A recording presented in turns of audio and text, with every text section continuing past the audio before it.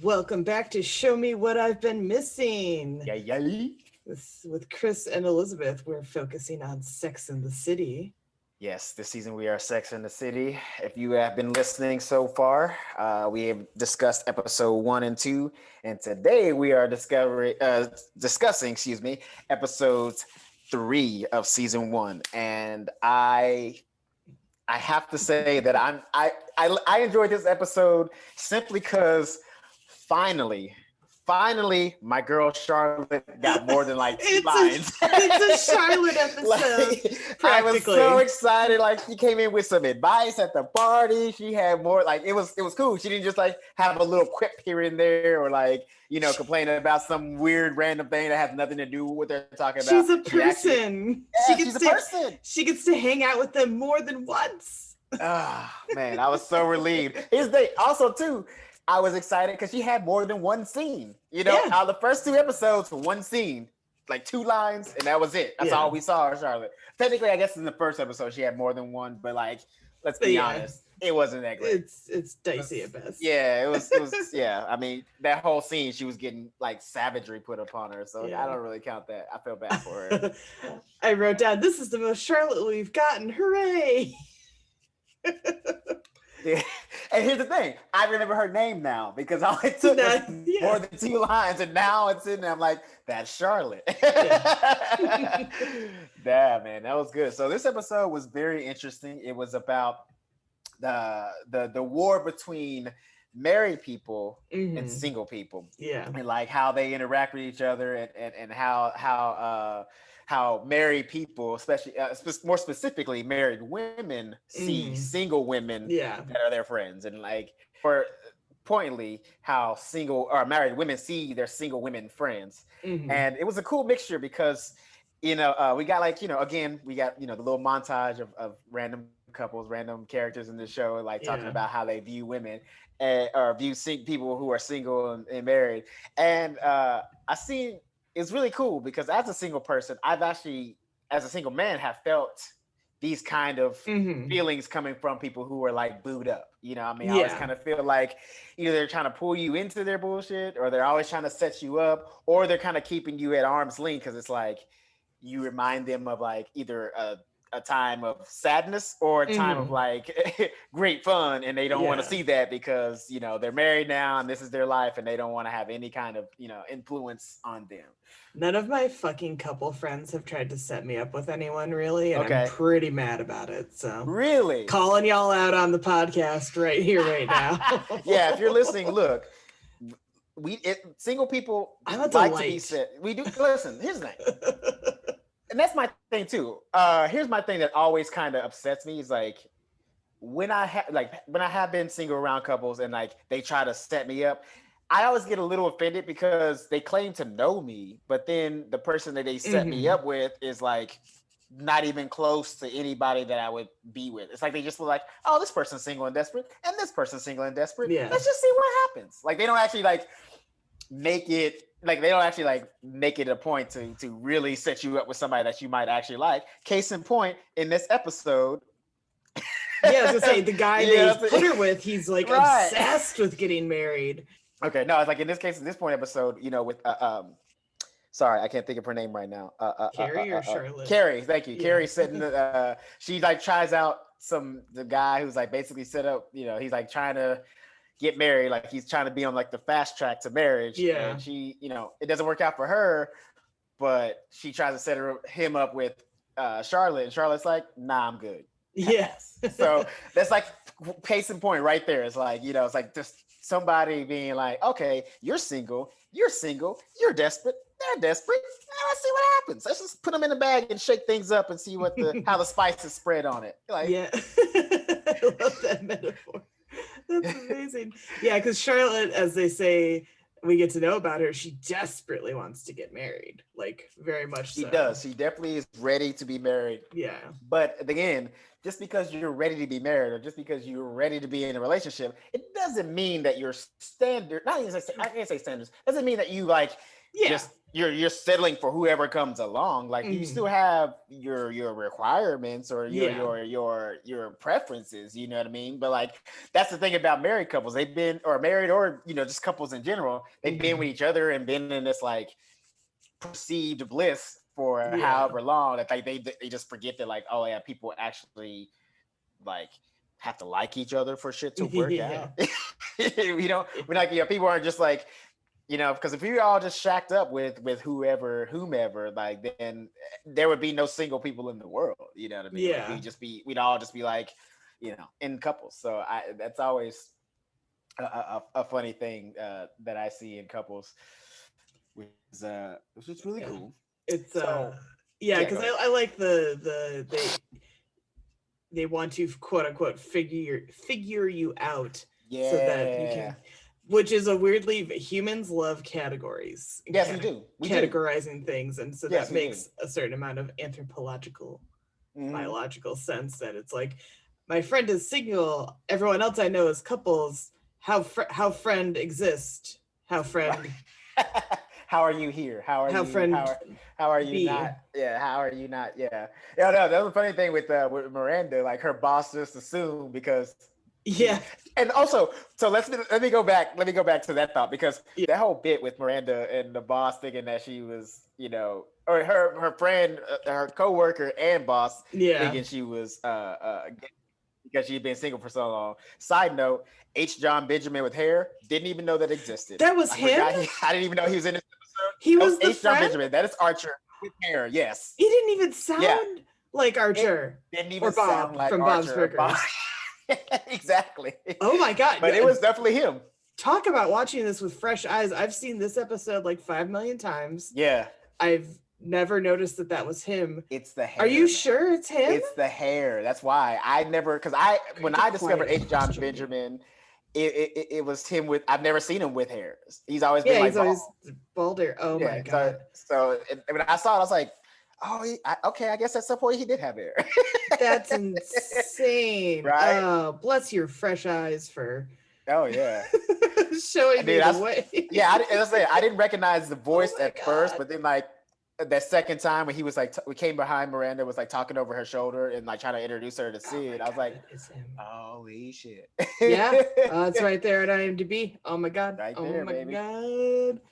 That's so yeah, that crazy. And that whole bit with like him trying to set her up with a lesbian and then the boss like seeing them together and assuming that they were a couple.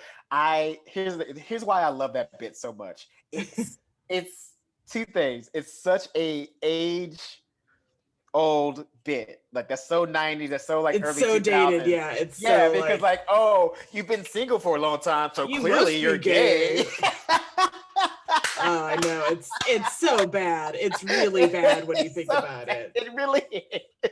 It's just like it's so 90s. It's so 90s. That's like that's such a 90s belief. It's like if you showed up to the family function and you weren't in a couple and you ain't been in a couple in a while, like if you're like anything beyond 25 and you're single and you ain't got no kids, you're the gay. Like everybody just assumes that you're gay and don't fuck around and bring like a friend to the family function. Then they definitely gonna. Then the whispers start, especially in the black family. Like if I were to bring like a homeboy to like Thanksgiving, everybody'd be like, "Oh, what's up with Chris? Is he swinging for the other team? What's going on?"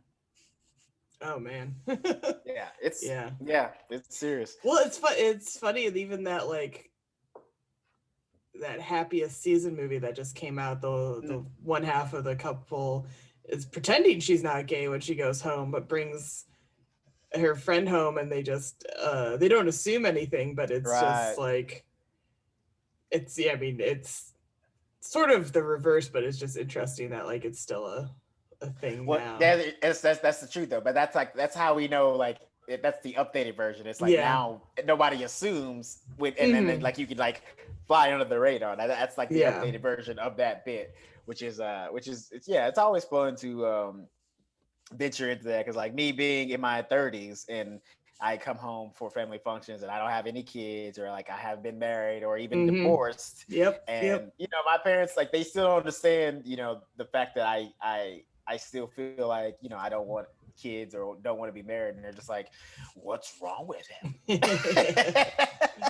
why is he so weird? It's like, the thing about it they don't understand is that like dating has become way more complicated now than when they were younger. You know what I mean? It's not as simple as, hey, I like you, you like me. Now it's like, yeah, we can have that. I can like you and like you can like me, but then there's like other factors on why shit doesn't work. It's like timing, where you're at in your job or your career, like, how much free time you have. Like, it's so different. Like, people don't just jump in. And I'm even learning that still now. You know what I mean? Like, me too. I'm a product of the 90s. And in the 90s, it's just basically TV told us, if you like each other, you can be together. That's it. Yeah. It's that simple. But, it's just not. Well, I feel like the show kind of is touching on the more complicated aspects of it, because even though like the Miranda example is not great because she goes along with this ruse, which is problematic in and of itself, to try to advance, and then the boss is like, I like your gumption, and like I don't remember if she gets promoted, but he's like, nice shenanigans you pulled there, I respect that. Way to pretend to be gay. And it's like, oh my god, that's so bad. Like, people are now like in academia and stuff, like people are pretending to be different races to try to like secretly advance, and like take advantage of what they think is like, a minority spotlight, a leg up thing, when it's like, you can't just do that. It's fucked up. That's the thing about that, like I like, here's the thing. We're watching the show and she does that, right? Yeah. And the show is kind of funny, like it's kind of cool. Yeah. We also kind of respect her for doing it. Yeah. 2020 in the show, she's canceled. Yep. You don't like, just like, what's her name? Rachel Dolezal and exactly. That's what I was thinking of. Yeah. You can't be out here trying to pretend you something you're not, because we now realize, like, we've now become a little bit more, our eyes have been open and we understand that like these certain minorities have gone through wild struggles in society. Yeah. So like pretending to be one of them when you're not is super problematic. But like, I respected the savagery of her doing that because, I fuss with Miranda hard. You feel me? But yeah, like in 2020, not fly. She would probably actually would have gotten fired for that. Probably, You know what I mean? Like, and that's because the dude would have just been like, that her boss would have, or Chip, excuse me, would have been, protecting the company. It's like, oh, she pretended. He's like, I cannot deal with this. Yeah, somebody might find out. Yeah, she's gone. So. She's lucky it was 1998, fam. Yeah. I feel bad for Sid and all that, because I don't know that she ever liked Miranda. They don't ever really establish that, but she just gets used as a prop big time. But this is very much that era where gay people are gay friends, like Stanford, and don't get a ton of characterization, if any, on their own.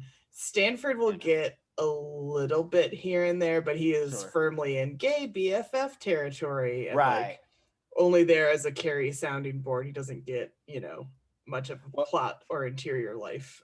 Yeah, I mean, low key, I kind of felt bad for Sid on that level too, because she was kind of, basically she was like a glorified extra. She had like five, like she basically said like 5 words. I wouldn't say lines. She had like 5 words. Yeah. And then like it was, I thought, but it was the scene with the elevator where Miranda tries to kiss her. She's like, I'm straight. She's like, yep, you sure are. Like, I love that bit, because it was also one of those things where like, because especially in the 90s and even maybe some people today, like they assume because you're gay, you're attracted to every person of that sex. So if you're a lesbian, you're attracted to every girl, and if you're a gay guy, you're attracted to every dude. And so like, her kissing her, and then she was like, yep, you're straight. It was like a really good joke. It's like, Yeah. And like, the irony is, I believe Miranda, the actress, Cynthia Nixon, is gay in real life. I'm going to double check that. Shit. On the internets right now. Don't play with me right now, because that would be amazing. I mean, you dropped the H. John Benjamin bombshell on me. It's only right that I drop a bombshell on I had to, bro. Like, I've never seen him with hair before. I knew, like, at some point he had hair. That's how you go bald. But like, I'd never seen him in anything as far as entertainment with hair. So when he popped up, I was like, and I'm not gonna lie, The only thing that made me notice that it was him was his eyes, because he's got these crazy blue eyes. He has gorgeous magical. Blue eyes. Yeah, they're stunning. You can't miss him. He's got blue eyes like our friend Joe. Oh yeah. Oh, sorry. Cynthia Nixon is bisexual. I should clarify. Okay. Yeah. Okay. She had previously been in a relationship with a in feller. 1998, she's gay. Now she's because they did their spoiler alert. Yeah. Spoiler alert, there's a whole episode about bisexuality and it is not good. It is not good. Is it problematic? It is so dated problematic. We'll get there. I can't wait. I can't wait. Can of worms just yet, but it is, because I've seen so many. I mean, we were just talking about it. Like, I've seen already so many problematic things for the era that this is in. I mean, this episode being a little bit problematic, like, the whole married versus single thing, somewhat problematic. But like lesbian pretending so I can get ahead things. Not great. Like, not great. Well, speaking of problematic, how about the married male friend that just exposes himself to Carrie in the first 2 minutes of the episode, and then the wife is like kind of treating Carrie like she was at fault for her nasty husband standing there with no fucking pants on and no underwear on. What the hell is that all about? That's like a common thing, though. Not even he was straight up Winnie the Pooh. He was his shirt, no pants, like Winnie the Pooh. No, Winnie the Pooh. He was straight up Winnie the Pooh with the coffee in hand, acting like it was just chill. Like, this is what I do. I just walk around my penis now. Apparently, big penis, according to what Carrie explained later. Yeah, with the pepper grinder. He had the pepper grinder. Like, hey, listen, hey, you might be a creep, but shouts out to you with the big dick. All right? I mean, listen. It doesn't entitle you to be a creep. It doesn't entitle you to be a creep. It doesn't entitle you to be a creep. 100%. I 100% agree with you. But here's the thing: if you're gonna have your dick out, or you're gonna be a creep, at least let it be impressive. If you came out with like the 2-inch micro penis, fam, put it away. Gosh. You know better. You should consider yourself lucky already that you got married. All right, so put that shit away. I wrote down that he's just standing there with his dick out. I was like, that is also a crime. And I wrote, this show should be called Crime in the City. Because how much like basically assault in a lot of ways have we been witnessing in just like these first 3 episodes? Yeah. Between our sociopath American Psycho Barkley in episode 2. And now we've got indecent exposure over here. And his name is Peter. Yeah. Peter showed us Peter. Yeah. That was very pointed. Oh man. So yeah, this show is just crime in the city. The amount of felonies, sex crimes in the city. Sex crimes in the city. It's call Mariska Hargitay because this is a mess. You know what? Maybe we should change the format of our show and just point out all the crimes. the sexual crimes that are occurring, because we're 3 episodes in and we've seen some pretty serious ones in every single episode. There's some serious charges. You're gonna do some hard time. Oh, for sure. Oh, 100%. And to go back to that too, like, it's so funny that I don't know if that's like a thing of the time period that this is in, but like, I thought it was so peculiar that the wife of exposing guy was mad at Carrie, like she brought it out. Yeah, like, I mean, you know what I mean? That's not an uncommon thing. It's not cool, but it's sort of a denial thing, because you're angry with the husband, but you're going to take it out on the woman. Like, there's definitely it's the situations where women are mad at the other woman. Like, I honestly, the best example is we all hated Angelina Jolie during the Brad Pitt, Jennifer Aniston, Angelina Jolie thing. Brad Pitt fucking skated for cheating on his wife. We all still like Brad Pitt, right? No one gave him shit for anything. And we all blamed Angelina as the ultimate evil, wicked temptress, which maybe she was like hitting on him hard, or obviously, but still, he wasn't the married one. The married one, and he made the decision to cheat and leave. And everybody's like, man, Brad Pitt's cool as hell. I love Brad Pitt. Angelina Jolie is a demon whore, and Jennifer Aniston's a goddess angel, and like, and it's all on, or Jennifer Aniston was crazy and didn't want to give Brad babies, and Angelina was there for Brad. However, which way you spin it. Mm-hmm. No, Brad's at fault here. He's the one who cheated. He's the one who made the decision. Absolutely. You could definitely not like the other woman. Sure. She is not ultimately at blame. She's not entirely. It's not only on her. Like, yeah. And see, that's how I always felt. I've always felt that way. Like, even when Brad, like that whole thing, I was never part of the people that was like, oh, Angelina Jolie's a whore. Yeah. Like, nah. In my eyes, the person that is in the relationship is the most responsible one. Like, if I'm the single one and some girl who's married is hitting on me and like I go for it, that's not my problem. Especially if I don't know the dude, like that's not me. I shouldn't have to worry about it. It should be her. Like, she's the one in the relationship, and vice versa. Like, if some dude steps out on his marriage, the girl he steps out with ain't the one at fault. She's not a great person. Yeah, you should, because you shouldn't go after taking people. If you know the person is married, for sure, like back off. But if they don't tell you and they take off their wedding ring, Samantha says it. Rings come off. You don't know if you've slept with a married man or not. Exactly. And that's crazy. Listen, and that was hilarious at that dinner party where she's like, all these married men have slept with half of them. She did. And 5 minutes later, she's like, yeah, that guy fucked him. That guy fucked him. just proving her point that they're all, sanctimonious and stuff. But when it comes, all the women gave Samantha the stink eye, even though it's the husbands they should be pissed off at. It's not Samantha's fault. These guys are stepping out. Samantha doesn't know. She does, you should know who you are sleeping with, but she also doesn't care. So she could just kind of, if she doesn't see a ring, is she at fault?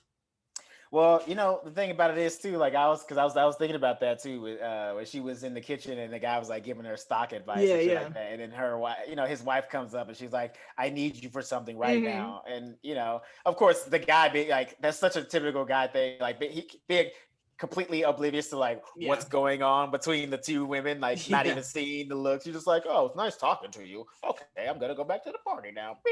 I was like. And she wasn't even flirting hard with that dude. She was just like, "Oh yeah, I want to start investing. I think that'd be a good idea." And he's like, "Yeah." And she's just, kind of chatting, nothing sinister or sexual about it. Right. But, Well, clearly word must have got around, because if she slept with like at least 3 dudes at the party, I'm sure those wives have spoken to each other. And then when she showed up, they was like, She was also in a very deep semi tits out dress, so she was making them all pretty uncomfortable. Didn't help. I think didn't really help. She did show up with like the wild cocktail dress. But you know what, she's confident as hell and we love her for it. And listen, and it looked good too. So and when she laughed in the guy's face when they bump into the Peter and his wife, the exposer, and she was like, "Oh, this is Peppermill dick." She started laughing. Loved it. So fucking funny. Yeah, we all have that friend that like has a little too much to drink and gets a little bit chatty and like forgets that like things that were said in confidence should stay in confidence. Not right here. But I also appreciate that scene too. I mean, because at the end of the day,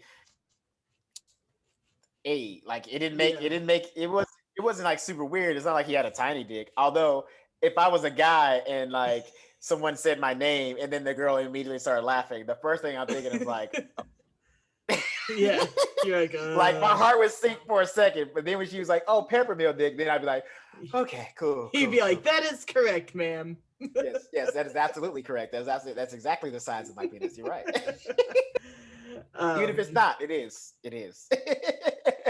I do slightly disapprove of Samantha using Charlotte's apartment to hook up with the doorman. That's a little dirty to do to your friend. But she and Charlotte aren't that close, so clearly. I thought it was so kind of strange that Charlotte was taking Samantha home and but Carrie's with the dude. So that was what that's the friend wing woman. That's what I think that was just Charlotte trying to like ingrain herself in the friendship. Like she's trying to get in the friend group. She's trying to get in there. Yeah. Like I said, she's clearly on the outskirts. You know what I'm saying? She's clearly the new one to the group. So she don't have that rapport like everybody else has. You know what I mean? She's like, I'll help. Yeah, sure. I'll take her home. Yeah, I got it. Sure, I'll take the sloppy drunk bitch home. Of course, no problem. Yeah. You stay here and get some dick. I'm gonna take her home and she can sleep on the couch. And then she ended up getting some dick. Because we're best friends, right? We're best friends. Yeah, we're friends. And then poor Charlotte. And then Samantha soiled her home. That's true. Yeah, but I mean, cute British door guy. That guy was adorable. Irish door guy. Irish, okay. Yeah. Irish, I'm sorry. He was adorable. That poor guy. I know. He's like a baby. Yeah. Oh, I miss home and I just wanted the touch of a woman. I'm like, oh no. And he misses Samantha. She used him so hard. He was like, I really liked your friend. Where'd she go? Sad. Oh, that poor little Irish guy. Poor little guy. He got I only bring up the Irish thing because Carrie makes a reference to the Troubles in Ireland towards the end about like, the war between marrieds and singles, which is kind of, the Troubles were not settled in 1998. They were still they weren't, I think, at their height, but it's like, yeah, it's a lot of violence to make an oblique reference to. Yeah, it really was. It's not great. Yeah, not great.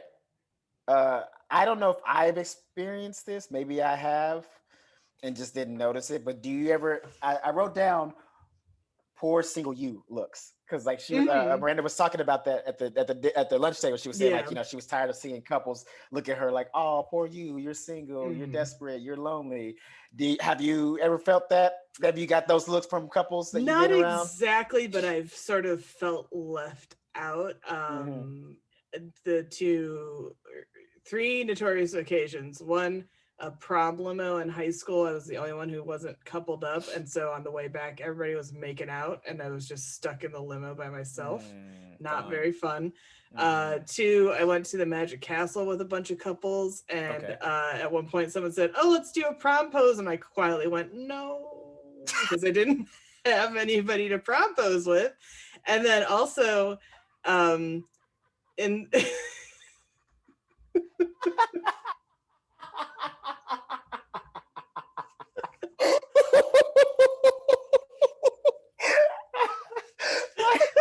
I'm laughing out of sheer uncomfortability. You have to laugh so hard. No, I'm laughing because like I felt that in my soul. Like I know the dread of that. Like I totally get it.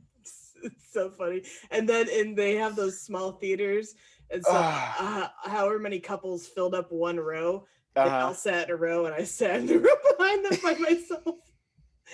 And then the third and final, probably most recent one, was I went to Halloween Horror Nights with all couples, and so I had no one to hold and or defend me. Oh, fun! Backed by a goddamn clown. Yeah. But I defended myself, so yes, that's fine. That's right. Yeah, which is fine. But it's I haven't gotten like the poor single you, but I agree with I think they said also like it's nice to be in a couple, and I've definitely felt that. There have been times where I'm like, man, I just like want another person around.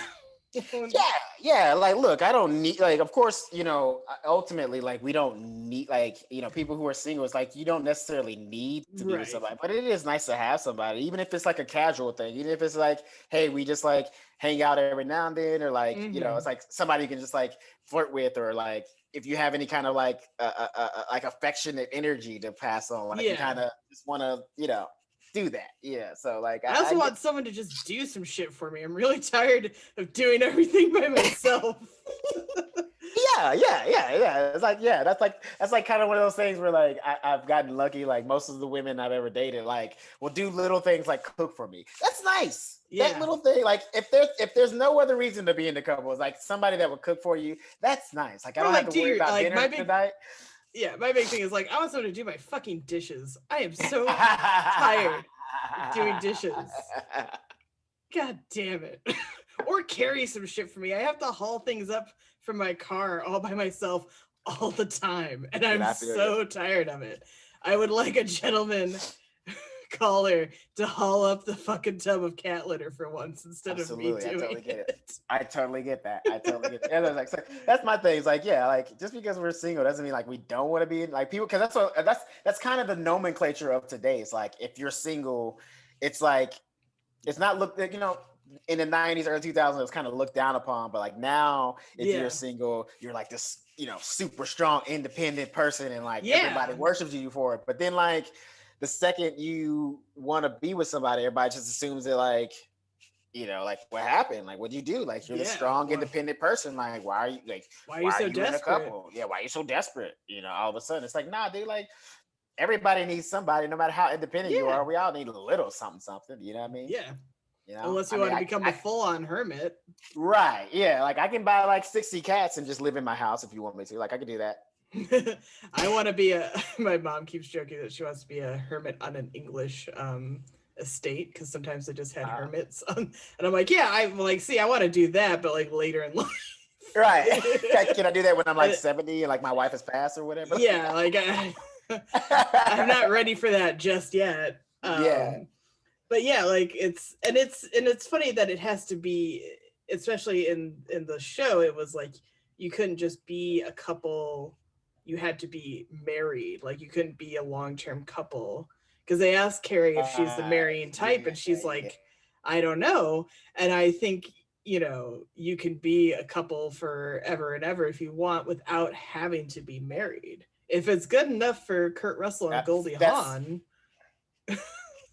Hey, they've been together for like 40 years, cuz. Yeah. You know what I'm saying? Like, and that's, that brings me to the point that I also wanted to discuss, because when they were doing the montages of couples and they're talking about like, what it's like to be in a relationship like that. And one of the ladies in the couple said that, she was like, I feel bad for my single friends that are single, because like they're not married, and like I just decided I wanted to grow up.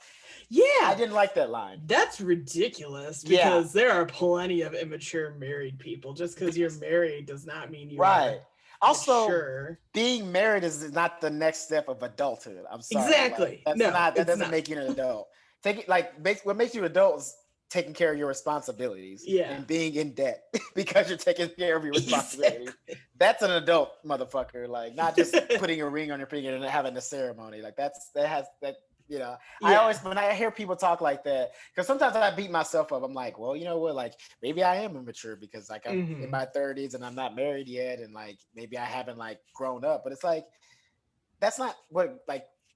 That doesn't, like growing, like getting married and having kids, that's not like what ultimately makes you an adult. Because like you said, there are plenty of people out there who have children that should not have children because they haven't even grown up yet. And there are plenty of people who have made a mature decision to get married and have not been ready for that. AKA, this is why divorce exists. Because if it was all, like, I'm not saying all the time, but like, if that was like supposed to be the next step, and that's like if you're mature and everything like that, then like you work some shit out or you figure it out. But like all these divorces, especially nowadays, when you see divorces, like you see people married less than a year and they're already getting divorced. You know what I'm saying? So like if you're so mature, what happened?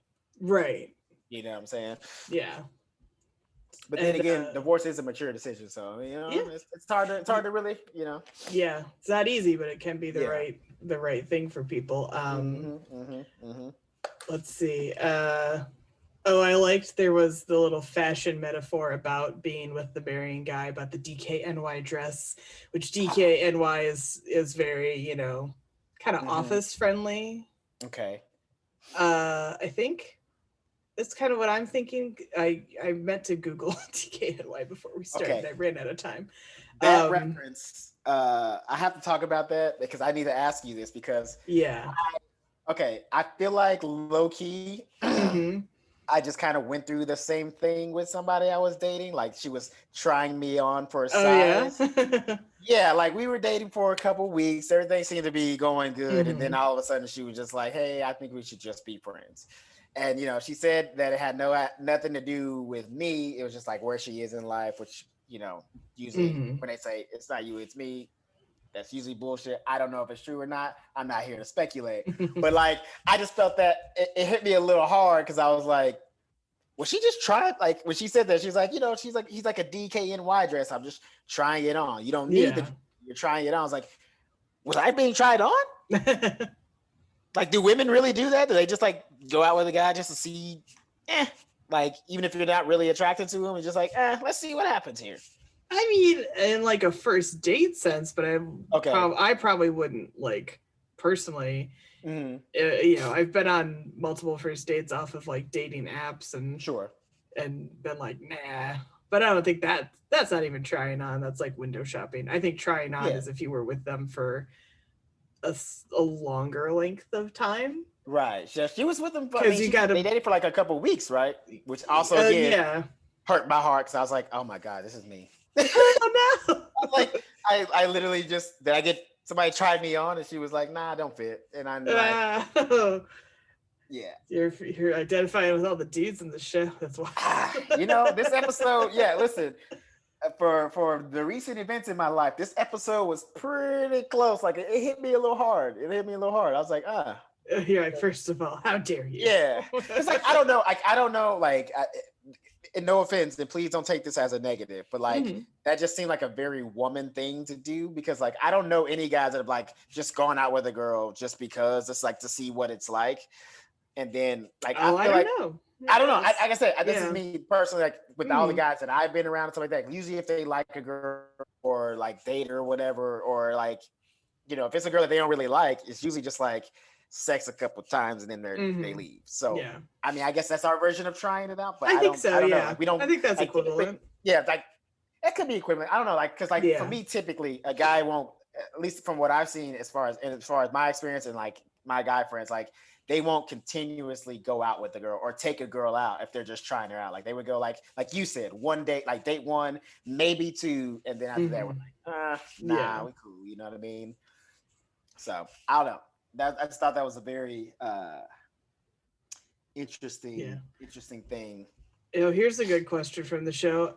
With friends of yours who are in couples and or married, have they ever wanted to know about your single sex life? Mine sure haven't. They don't want to hear all about my dirty. Not that I'm doing anything. You're right. No, hey, listen. But any kind of escapades that you have, if somebody's been married long enough, they don't even care if it didn't end in sex. They just want the feeling of that new, you know what I mean? Like what because like if you've been in a relationship for a long time, you don't really have a lot of firsts after a while. Yeah. So like a first date for you, even if it just was like, hey, we went to dinner, we had some good conversation, then he took me home and that was it. That's still like exciting for them because like it was a first for you. Like it was like a new adventure that you could possibly be going on. So like they get excited about that.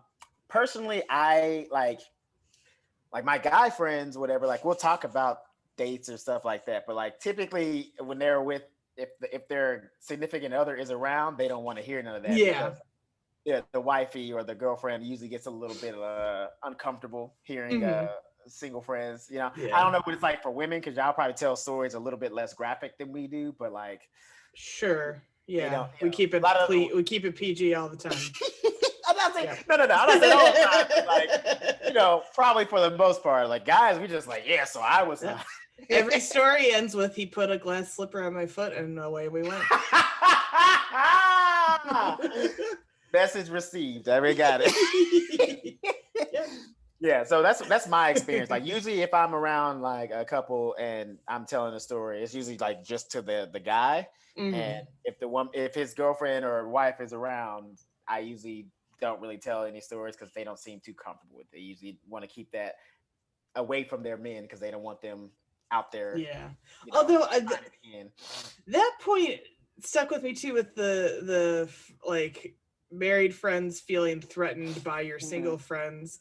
I guess like I don't tend to interact with my friends' husbands outside of like my friends' knowledge. Like my one friend has a rule. She's like, I do not text married men, and I'm like inclined to agree for the most part. You can have a married male friend though, like, but the single woman shouldn't be seen as a threat thing because that means you don't trust your husband. You also don't trust your friends, and that's just kind of like a lonely life to me. As I wrote that down, I was like, what a lonely life you live if you can't trust your husband to not cheat. You can't trust your friend to not tempt your husband into cheating, and it's just like, what a bummer. Like, change your circle of people around you. That's I never Man, that's actually a really good point. I never actually thought of it that way. That like, yeah, if you don't trust your husband and you don't trust your friends, like, who the Yeah. fuck do you trust? Like, you're like, how do you like how do you go through life? Yeah, like you must be like in like you're like a Vietnam vet. You're just like in this perpetual state of paranoia. Yeah, like you're like a gangster or something. Yeah, you're always looking over your shoulder. You never know which one when it's gonna be the one. Well, that's the thing too. It's like if you're that insecure, if you're that distrustful, like these are the kind of people that like show up to jobs and like, surprise people at work. It's like, hey, I'm gonna go play basketball with the buddies, and she's like, all right, cool. So am I. Yeah. I'm gonna watch. You're like, oh hey, I'm also here to play basketball. Right. I'm also here to play basketball with all these dudes. What's good? Like, just make sure they know other bitches around. Like, yeah, because I think you should ideally have enough faith and trust in your partner for them to have an independent life to a certain degree, to be able to hang out with their friends, male, female, whatever, Well, it's also one of those things too. It's like if you don't trust somebody to like not cheat on you, why the fuck did you get married? Why'd you get married? So you tell me you trust somebody to the point where you say it, I do, and then as soon as they put the ring on their finger, you're like, nah, they can cheat on you. Like, so what was like, how did you even get to that point to say yes to being married and then like going through with the wedding and all that stuff? And, or like, I understand if like you're a new couple, I get that. Like if you've only been dating this person a few months, a few weeks, yada yada yada, that's different. But like if you're years in, if I'm 2 years in and I'm still feeling like this person could cheat on me, I probably shouldn't be in a relationship. Yeah, I probably should call it quits. You know what I mean? Because like if you feel like you want to check their phone a whole bunch, and all that stuff, that's not healthy for anyone. I mean, that's a lot of stress that you're putting on yourself. It's like on top of just life in general, you got to go to work and pay bills and shit like that. You're also like in the back of your mind, paranoid that some spank is gonna get your guy, or you're running an FBI sting constantly in the background. Yes, dude. That's a lot of work. That's 2 jobs right there. Living your life and also maintaining FBI profiler level of attention to what they're doing. That sounds so miserable. Yeah, that's so fun. Damn, that's so funny that you said that. I didn't even, when that was happening, I didn't even think of it that way. But but I guess, I mean, does that, I'm trying to think of like times when I was in a relationship. I don't know if I've ever been that paranoid, because like the way I haven't had super long-term ones where I like question it. But even the ones I was in, I never thought, oh, this person is going to cheat on me or something like that. I never really got that vibe, and I kind of trusted them. Like my college boyfriend actually had like a best friend from childhood who was a girl, and I didn't really feel too threatened by it, like one way or the other, because in my head, at least to me, I was like, well, he picked me, so there's that. Right. Because they probably could have been with that person a long time ago. Yeah, because if they were gonna be like boyfriend, girlfriend, this was in college, I think it would have happened by that point, Right. Like, maybe, it was like they were like brother basically, basically, because I think they'd grown up together. Sure. And that's how I would hope like my neighborhood. I had like neighborhood. I was like only one of 2 girls in my like area of the neighborhood, and like I would hope the same thing would be like, no, I'm like this dude's sister. Don't even worry about it. That's my thing, because I've always been like, any relationship I've ever been in, it's like the way I see it is like if you kind of manifest those kinds of fears, you know what I mean? If you manifest, if you start thinking and you start diving into them, you kind of manifest them. So it's like, I feel like if you think that somebody's cheating on you, you kind of manifest, or if you just have a fear that they could cheat on you, you start manifesting things if you really go into that. And like, they may not be cheating on you with anybody, or they have a gumption to cheat on you with anybody. But like, if you go looking for trouble, you're probably going to find it. Like any little thing is going to set you off, you know what I'm saying? And that's like, it's like a hard existence, but that's always been my thing. It's like, if I'm in a relationship and whatever, like I never think that the person's going to cheat on me. And like, if they do, then cool. Like if they are cheating on me and I find out, then it's over. Like there's something I can, it's going to suck. I'm not going to be happy about it, but like, what else can you really do about it other than let that go? You know what I mean? Or forgive them and see if they don't do it again. I mean, that's really the only choices you have: leave or forgive them and stay. Which 9 times out of 10, you're not gonna forgive them. Nope, you'll never really forgive them. You'll never really forgive them. Yeah. If they cheated once, they'll probably do it again, especially if you let them get away with it. Yeah. And I know that because I have cheated, and that person did take me back, and I did do it again. I'm not proud of it. Christopher. I'm not proud of it. Christopher. I was 19 years old, all right? Oh boy. I'm not proud of it. Get ready for some future plot lines that will feel real relevant. Well, you know what? That's another thing. Like I've noticed, like as an adult, like I feel like if I had watched this show when I was younger, I probably wouldn't feel like today when I was watching the show and she was like, "Oh, I'm just trying on, like a dress. I'm just trying it on." I'm like, ugh, ew. Like I feel personally attacked.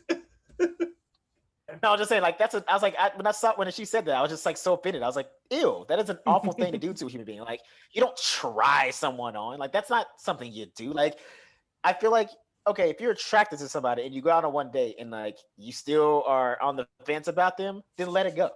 Don't keep dating them just to see like if maybe your feelings will develop. Like, that's a very childlike thing to do.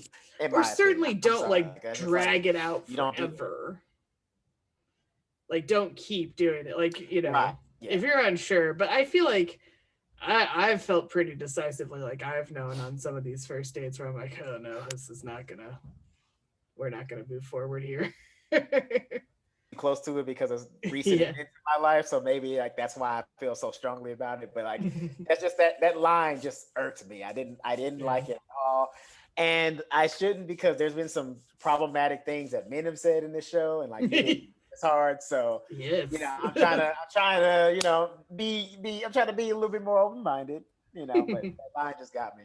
But I did see something funny at the end of the episode that I want to talk about, and that I just, it wasn't nothing big, but didn't impact the show.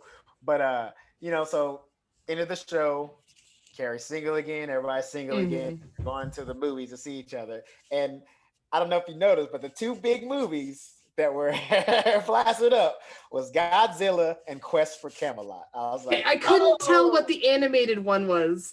I was squinting so hard at the screen, I couldn't tell. But I just noticed that it was Godzilla.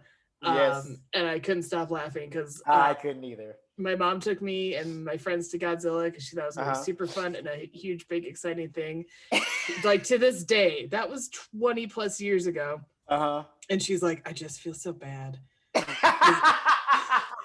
She's like, because I thought it was gonna be better.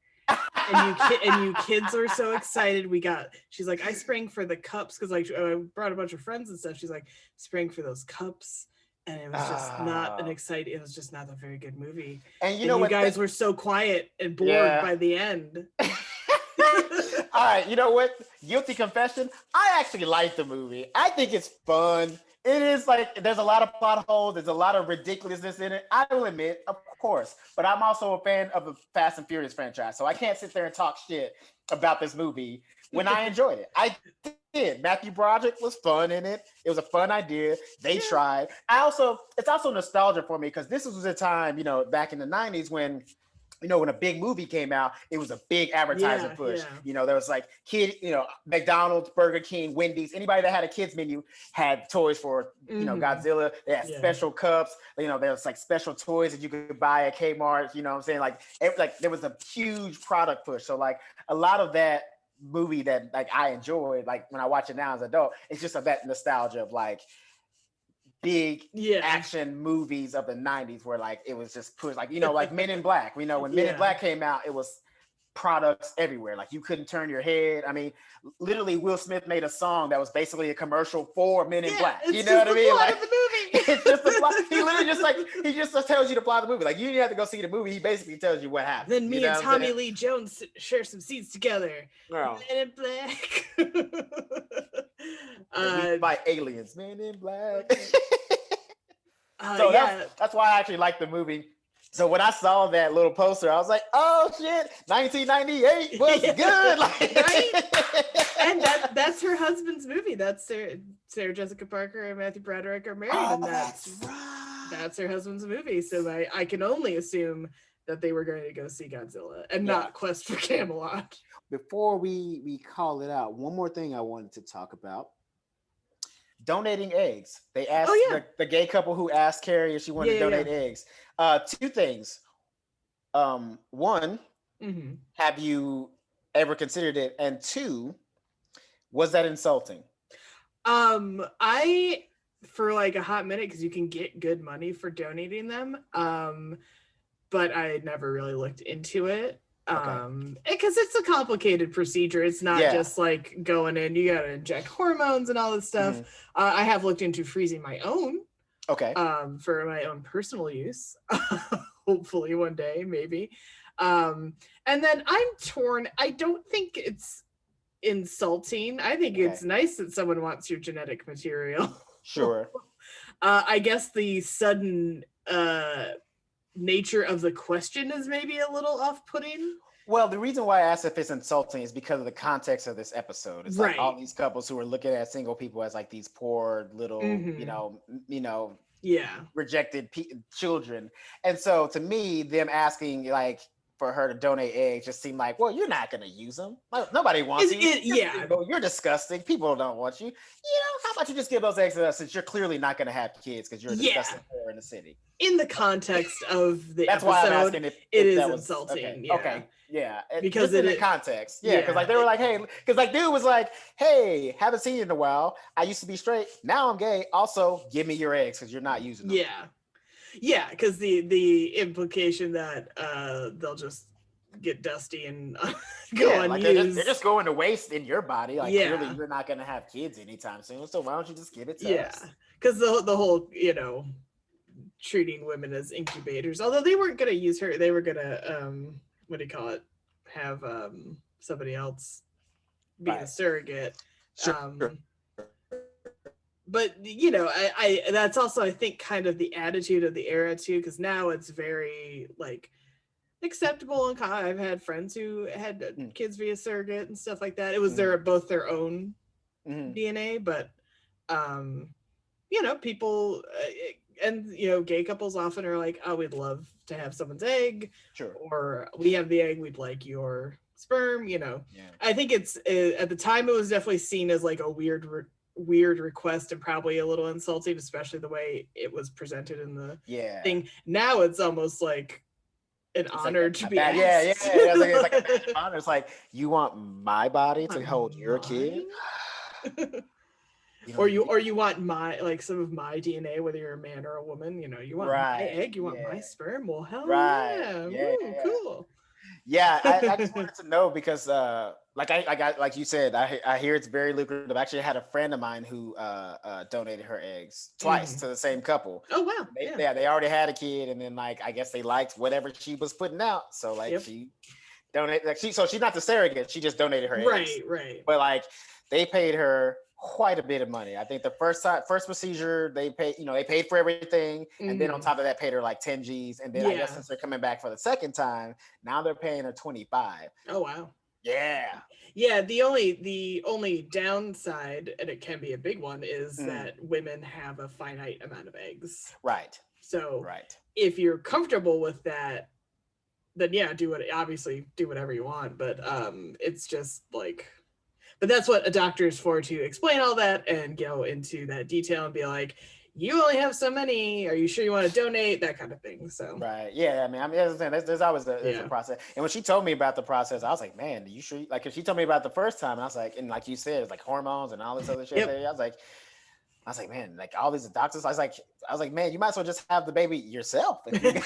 Right? You gotta go through all this. Why donate your eggs? Just, get pregnant and then give the kid away. But I feel like that might be worse. But pregnancy is even harder on the body. Right. That's what I'm saying. Hormone injections and stuff like that. That's what she said. She was like, well, actually, pregnancy is a lot worse. I was like, touche. Because the egg retrieval process takes a while, I think like a month or two or something like that, but pregnancy is a whole 9 months. Right. And then you got to actually get it out of you. So. And then you have to give it away. That's a whole thing. All that and connecting to it, and it's a complicated process, but love people who are willing to be surrogates and or donate or do any of that stuff. It's a noble thing. It's a big thing. Yeah, it's super no small feat. So it's cool when people do it. Yeah. But as I say, wrapping it up. Yes. So as you said in the last episode, and I tried to stifle my laughter, you're like, I wonder if there will be any consequences from Samantha's sex tape with Barkley. And the answer is no. Are you catching on that there are no consequences in this show at all? I see that. I see so far, every episode, it's like, hey, listen, whatever happened in the last episode, forget about it. All right. They didn't even bring up Barkley in this episode. Like, he wasn't.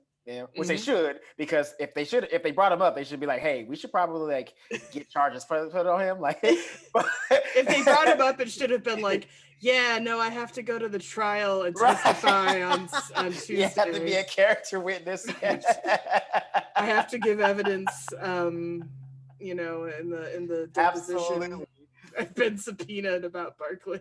Absolutely, dude. Absolutely. 100%. And then next episode should be like, yeah, I'm attending Peter's trial. Dude, seriously. Again, as a witness. Fucking Harvey Weinstein over here walking out with his dick out. Right? Oh my God. His big Peppermill dick. So yeah, there's very few. This is a very episodic show. Okay. As you're, I think, starting to see. I am starting to see that, but you know what? I think that this also is a good thing for. It's like, now that we're doing this podcast, we should probably start writing episodes about like what would really happen after said episodes. Like, we should where Barkley goes to jail for taping women unknowingly, sex crimes in the encounters, city. and Peter walking out with his dick out and fucking. I love sex crimes in the city. Yeah, listen, sex crimes in the city. That's the spinoff. That's our spinoff podcast. I bet you we can sell that to. Fucking HBO right now. It's new. It's hot. It's fresh. We go back and we arrest everybody from the first few seasons of Sex in the City. Because there are arcs over time, but definitely the overall nature of the show is very episodic. Yeah, next thing. Well, I mean, it is New York, and like sometimes some bad shit happens to you, and you just move on, and you go to your next city. So it makes sense. Yeah. So this was fun. Yeah, I like this episode. I'm ready for the next one. This one, hit a little hard at home, but I like that. I like that I can relate to it. It wasn't just like me watching for pure entertainment. Like, I actually got something out of the episode, just like last time. And my girl Charlotte got more lines, so I'm actually feeling good about that too. Like, it was a good day. I like this episode. It was a very interesting series of events that happened in this, and it was dope. And where can people find us now on the internet? Oh, we now have an Instagram, a Twitter, and a Facebook page. So if you go to Show Me What Podcast on all platforms, Show Me What Podcast on all platforms, Instagram, Twitter, and Facebook. That's a capital S, capital N, capital W, Show Me What Podcast. You can find us. Be sure to like, subscribe, follow us. Tweet us, tell us if you have any opinions on anything that we said, if we skipped anything that you want to talk about, talk to us. We'll talk to you back. We'll say what's up, anything. So hit us up on Twitter. Instagram. I'm single. Set me up with your friend. Also, or don't. Well, maybe don't, because y'all. Maybe not. Let's say like this: if you're single, set us up. If you're in a couple, your parameters are wrong. So yes, exactly. Just enjoy the show. That's all. Yep. And also, we can if you want to just follow us individually, you can follow me on all platforms, Instagram, Twitter, and Facebook at Mack Diddycombs, MackDiddyCombs, and Elizabeth. I'm at Elizabeth Movies on Instagram and Twitter. I'm at two biggies, and I think on TikTok, but I don't really do a lot of TikTok, and I watch a lot of TikToks, but I don't do it. And then I don't think I have my. I don't think at Elizabeth Movies is on my Facebook, but it's okay. That's fine. That's all right. They'll find my last name and they can type it in and they'll find it. There you go. So check us out, guys. Thank you for listening, and we'll see you for episode 4. That means 4. That means 4 for our non-Spanish speakers. Deuces.